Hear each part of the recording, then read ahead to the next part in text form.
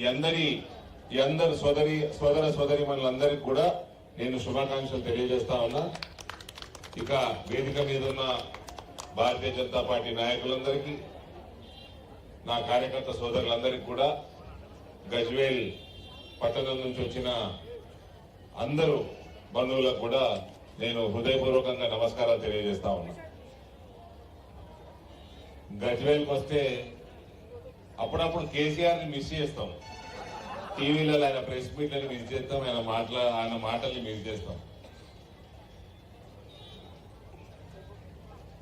కరీంనగర్ని Paris చేస్తా అన్నాడు, నిజామాబాద్ని Dallas చేస్తా అన్నాడు, వరంగల్ని న్యూయార్క్ చేస్తా అన్నాడు.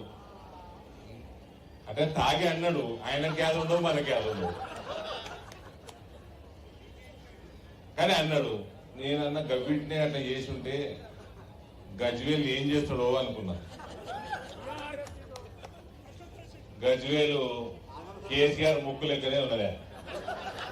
బస్ స్టాండ్ కూడా లేదట, ఇక్కడ బస్ స్టాండ్ కూడా లేదట, బైపాస్ రింగ్ రోడ్డు లేదట. మరి ఏటికేసి రోడ్డు ఎన్నిసార్లు తెలంగాణ కోసం కొట్లాడని వేసారు కదా, అంతే కదా. పోయి ముసలోడు కొట్లాడిండు పక్కోడని వేసారు. అయితే బాధపడుతున్నారు కొందరు. ఇప్పుడు ఈ సార్ బాధపడుతున్నారు, కాబోయే చైర్మన్ గారు బాధపడుతున్నారు. కేసీఆర్ మేము 3 సార్లు ఓట్లు వేస్తే కనబడలేదు గజ్వేల్ ప్రజల కంటే. నేను అన్న అదృష్టవంతులే, ఆ ముఖం చూసుడు ఎందుకన్నా, ఎందుక ముఖం చూసేది అవసరమా? ఇక విజయమ్మ మాట్లాడుకుంటా 6 అడుగులు ఏంటిది పేరు, హరీష్ రావు, అగ్గిపెట్టే హరీష్ రావు. టెలిఫోన్ పోల్ చూస్తే నాకు హరీష్ రావే అనుకుంటాడు. ఏమైనా ఫోన్ ట్యాపింగ్లు చేసుకుంటే ఈయనడు. నా ఫోన్లో విన్నారు, నా 5 ఫోన్లు విన్నారు, నా సెక్రటరీలు అయ్యి నా 2-3 ఫోన్లు అన్ని విన్నారు.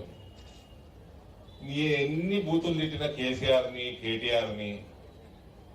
కవిత అంటే మహిళ అయిపోయింది, కానీ మహిళని అనాల్సినవి కూడా అన్నాము. ఏమైతే అనగలుగుతామో మహిళని అన్నాము. ఈ మోవలని అయితే ఇష్టం ఉన్నట్టు తిట్టినాము. అవన్నీ ఎందుకు? ఏం షోకి, ఇదే షోకి ఎందుకు? అదేం షోకి నాకు అర్థం కాలేదు. ఈ ఫోన్ ట్యాపింగ్లు ఇవన్నీ కేసులు అయినాయి. కేసులు అయ్యి ఇవాళ నాకంటే ఎక్కువ కేసీఆర్ని తిట్టిండు. తొండమూతోడు తిట్టిండా లేదా? గుర్తుపట్టిరా? తొండమూతోడు గుర్తుపట్టిరా?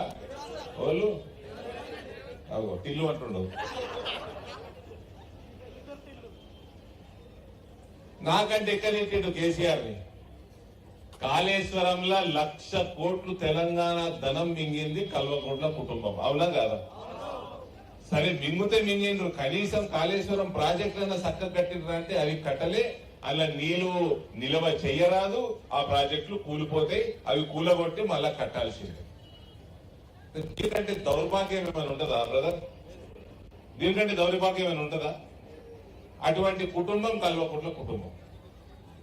మిషన్ భగీరథ అని